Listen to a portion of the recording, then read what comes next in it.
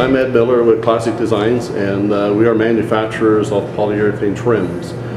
We've been in business for 15 years doing in the local market here, supplying architectural products such as crown molding, ceiling medallions, louvers, etc.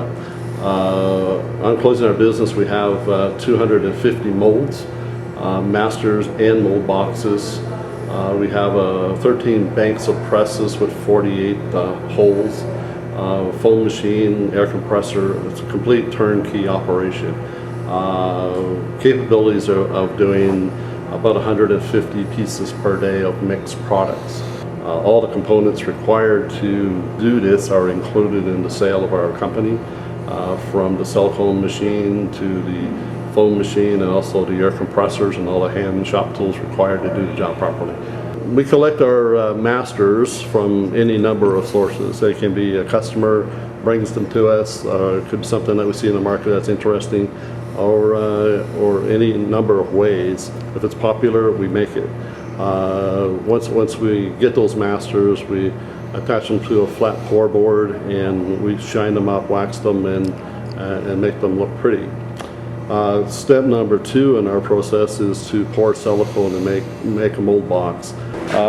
Silicone has to be gassed back. All the air has to be removed from silicone before it can be poured into a mold. We buy it in 5-gallon pails with 1 gallon of the blue bucket is a hardener. Typical pour box ready for silicone now. We have 2 crown molding in here in an empty cavity. We'll pour the silicone into the mold and we'll fill the thing level to the top surface. And after it cures for 24 hours, it becomes a negative of our part. We then take the mold box, flip it upside down, and take our original part out, and that becomes our cavity and box for pouring. We do the mold boxes on a CNC machine because of they machine accurately. And we can duplicate again in the future if need to be. Step number 3, we get to demolding our silicone gaskets. We flip the mold box over and then use the negatives as our pouring molds.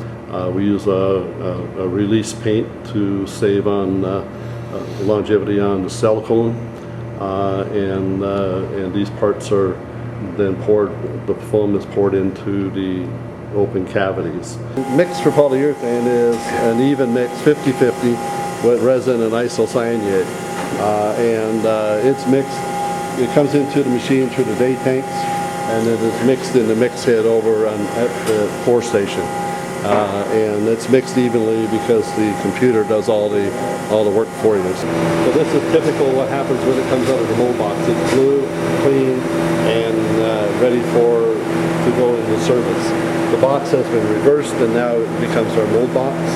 Every part is labeled with the number, the program number on our computer, also how long the pour is going to be, and most of them have labeled what press we put them in. So when we deal with 50 presses, we need to know exactly where it's going to go. So now he's got his program into the computer. He just types in the program number and the machine does the rest. It dispenses enough material to fill that mold, nothing more, and every piece is consistent. So it doesn't matter when we pour it or what day we pour it, they're always going to be exactly the same for weight. And he's given an even fill now.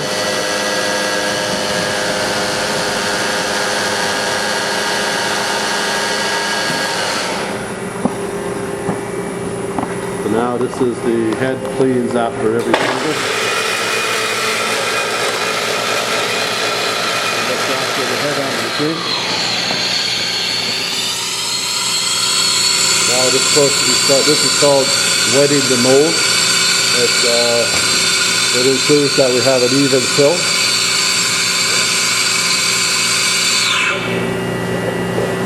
This is a wax paper we put on here. Release paper for the product. It'd be interesting to know that the cream time in the summer, which we're into right now, is about 30 seconds. So That's how long we have to put foam in and get it into a press. The PSI on the air in here, in this particular press, is 30 PSI, and it generates a push of, on that mold, we're generating about 10,000 pounds of pressure.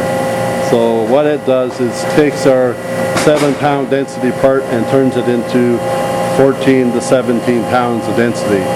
That's about the hardness of a piece of pine. The boxes are then put into the presses and held under pressure for usually the average is about 12 to 14 minutes.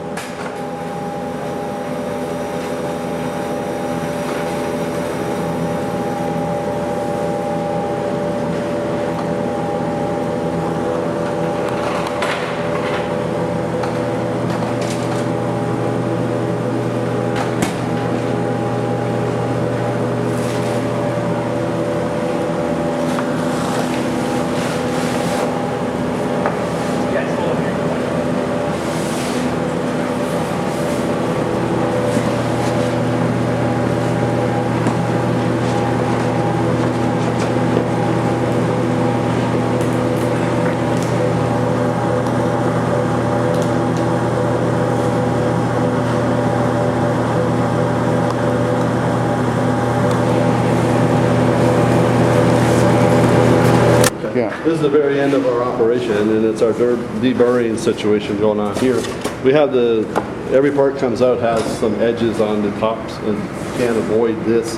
But when the part is put together, as this one will be in the future, they need to be removed. Parts like this that are used for window applications, you just take off the edges. They don't need to be in the planer anymore.